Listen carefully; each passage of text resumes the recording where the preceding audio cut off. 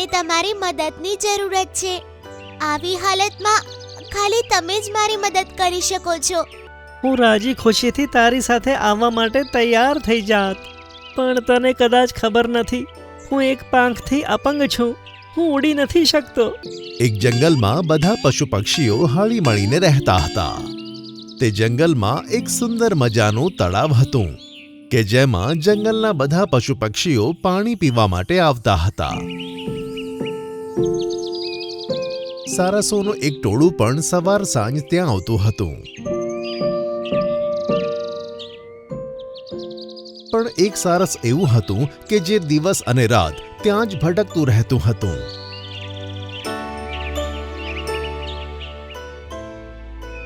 હે ભગવાન, જો તે મને સારસ બનાવ્યો જ હતો તો બીજા સારસોની જેમ મને સુંદર પાંખો કેમ ના આપી? હું મારા સાથીઓની સાથે ઉડી નથી શકતો કે તેઓ મને સાથે લઈ જવા પણ નથી માંગતા. એનાથી સારું તો મને સસલું બનાવી દેત. કમ સે કમ ઝડપથી ભાગી તો શકત. ત્યાં જ એક લીલો પોપટ ત્યાં આવે છે. મિંકુ સારસ, મને તમારી મદદની જરૂરત છે. આવી હાલતમાં ખાલી તમે જ મારી મદદ કરી શકો છો. આખરે વાત શું છે? તું ક્યાંથી આવી છે? હું બાજુના જંગલથી આવી છું. મેં સવારે જ એક ઈંડું આપ્યું હતું, પણ અનાયાસે મારું ઈંડું સરકીને એક કેવા ખાડામાં પડી ગયું જે બહુ જ બારીક અને ઊંડું છે. શું તે તેને નીકાળવાનો પ્રયત્ન ના કર્યો? મેં અને જંગલના ઘણા પશુઓએ પ્રયાસ કર્યો, પણ એ ખાડો એટલો નાનો છે કે એમાં કોઈનો હાથ નથી જઈ શકતો. પણ તું તારી ચાંચથી એને કાઢી શકે છે. હું રાજી ખુશીથી તારી સાથે આવવા માટે તૈયાર થઈ જાત, પણ તને કદાચ ખબર નથી, હું એક પાંખથી અપંગ છું. હું ઉડી નથી શકતો. તો પછી તારો કોઈ મિત્ર તો હશે, કોઈ બીજો સારસ? હા, ઘણા સારસ છે અને તેમને આવવાનો સમય પણ થઈ ગયો છે. તેની વાત સાંભળીને પોપટ ત્યાં જ રોકાઈ ગયો. થોડી વાર પછી જ્યારે સારસોનું ટોળું આવ્યું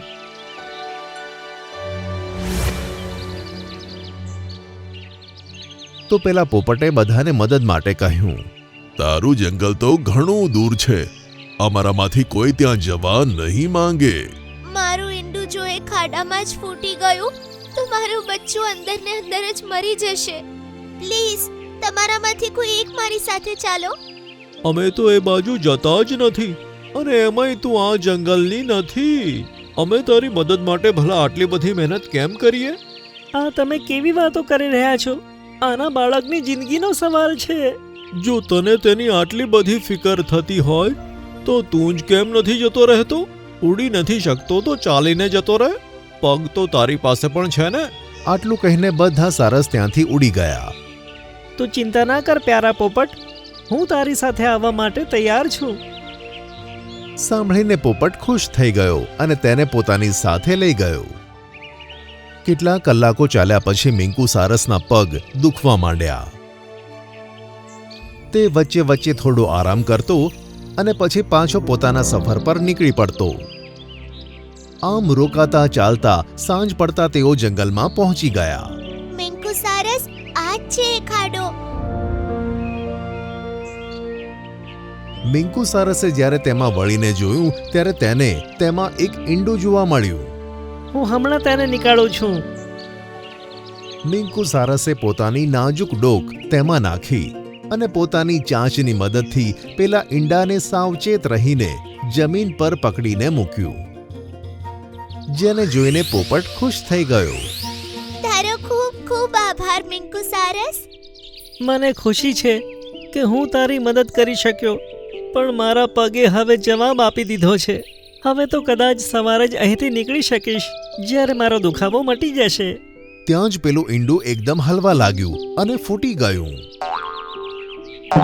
બીજા જ ક્ષણે તેમાંથી એક નીલા રંગનું બચ્ચું બહાર નીકળ્યું.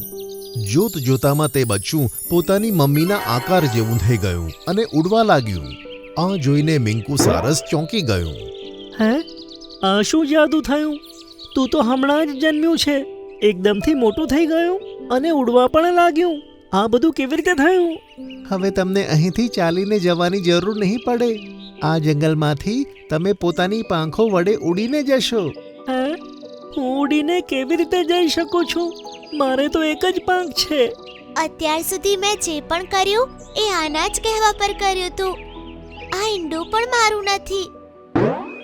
મને ચોખ્ખે ચોખ્ખું કહો, તમે લોકો કોણ છો અને મારી પાસે શા માટે આવ્યા હતા? અમે બંને જણા જાદુઈ પહાડ પર રહીએ છીએ. આજે સવારે જ્યારે હું ધ્યાનમાં હતો ત્યારે મને તમારો અવાજ સંભળાયો કે કેવી રીતે તમે ભગવાન પાસે પોતાની બીજી પાંખ નીકાળવાની પ્રાર્થના કરતા હતા. અને મેં પોપટને કહ્યું કે કોઈ દુઃખી દિલથી ભગવાનને પ્રાર્થના કરી રહ્યું છે. તમે તેની પાસે જઈને તેની પરીક્ષા લો. જો તે દિલનો સારો નીકળ્યો તો અમે તેની ઈચ્છા જરૂર પૂરી કરીશું. પછી મારા કહેવા પર પોપટ તમારી પાસે આવ્યો અને તમારી પરીક્ષા લીધી. મને આનંદ છે કે તમે તમારી પરીક્ષામાં પાસ થયા. આ સાંભળતા જ મિંકુ સારસ ખુશ થયો. હવે આ લો તમારું ઇનામ, કહીને તેણે પોતાની પાંખો જોર જોરથી ફફડાવી અને મિંકુ સારસની ઉપરથી 2-3 આંટા માર્યા. કંઈક જાદુ જેવું થયું અને મિંકુ સારસની બીજી પાંખ ફૂટી નીકળી. પોતાની પાંખોનો ઉપયોગ કરો મિંકુ સારસ. મિંકુ સારસે પોતાની પાંખો ફફડાવી અને ઉડી ગયો. તેણે ગોળ ગોળ ફરીને 1-2 આંટા માર્યા અને ખુશ થઈને ઉડી ગયો. અરે વાહ, યે! હવે હું પણ ઉડી શકું છું. પછી પાછો તેમની પાસે આવ્યો. તમારો ખૂબ ખૂબ આભાર. મને બીજી પાંખ આપીને તમે મારી બધી ઈચ્છાઓ પૂરી કરી. હવે તું તારા જંગલમાં જઈ શકે છે મિંકુ સારસ. યાદ રાખજે, જે રીતે આજે તે મારી મદદ કરી છે, આગળ પણ એ જ રીતે બીજાની ખૂબ મદદ કરજે. મારી મદદ કરવાની ટેવને કારણે જ મને મારી પાંખો મળી ગઈ. હું પ્રોમિસ કરું છું, આગળ પણ બધાની મદદ કરવા માટે હું તૈયાર રહીશ. આમ કહીને સારસ બંને જણાને ગુડ બાય કહીને તે આકાશમાં ઉડવા લાગ્યો. જ્યારે તે તળાવે પહોંચ્યો ત્યારે બધા તેને ઉડતો જોઈને હેરાન થઈ ગયા અને ખુશ પણ થયા.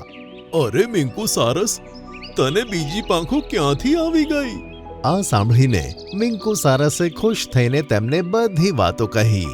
અમને ખૂબ જ ખુશી થઈ કે તને હવે અમારાથી અલગ નહીં રહેવું પડે. તો વાર શેની છે? ચાલો, આજથી હું પણ તમારી સાથે છું. સાંભળીને સારસોનું ટોળું આકાશમાં ઉડવા લાગ્યું અને મિંકુ સારસ પણ તે બધાની સાથે આકાશમાં ઉડવા લાગ્યો.